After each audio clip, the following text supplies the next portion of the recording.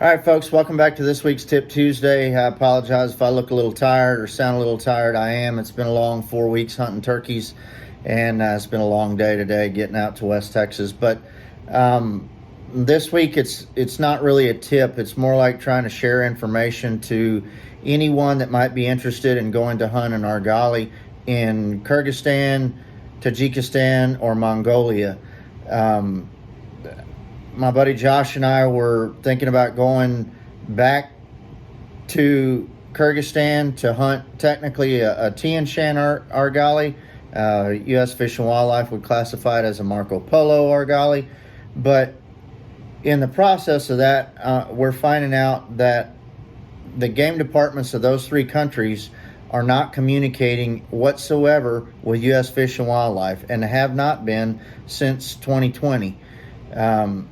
Those three countries, their game departments are not providing any scientific data that shows that the wildlife populations are stable.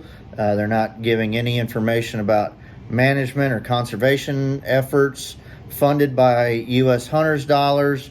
They're not even replying to an email from U.S. Fish and Wildlife that just as simple as them asking, does West Mundy have a legal license or a legal permit to bring an Argali back into the United States?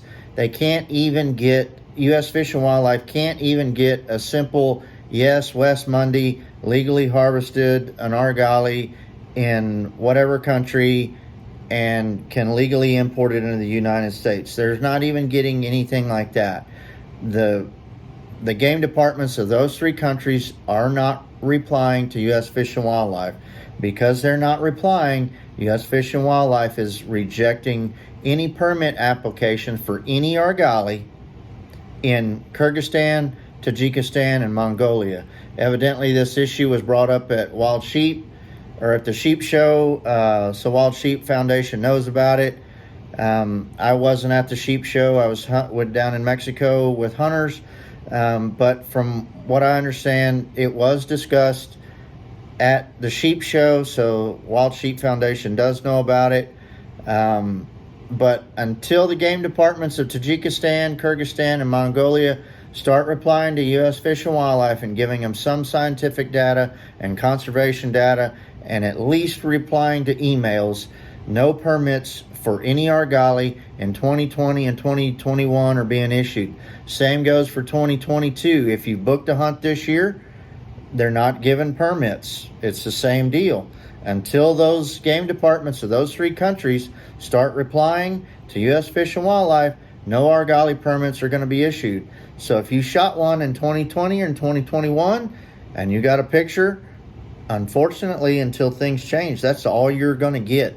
That Argali is not coming into the U.S.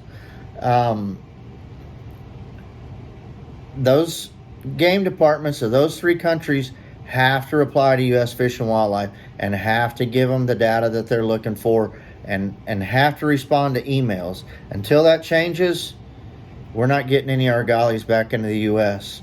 But outfitters are still booking hunts for Argalis, still taking your money, still taking you hunting, and then you get a really cool picture of a really big ram and may not ever see it again. If that's the case for you, I'm sorry. I hate to be the bearer of bad news, but that's the state of things right now.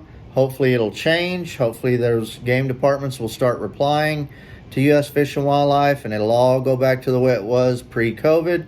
But as of right now, that's what's going on. So I just wanted to spread the news. I hate to be the bearer of bad news, but it is what it is. So just let your sheep hunting buddies know. Anybody trying to get an Argali into the U.S., things have to change before, with Mongolia, Kyrgyzstan, and Tajikistan, before we can get them back. So anyhow, y'all take care. If you got any questions or if I can help with anything, just let me know.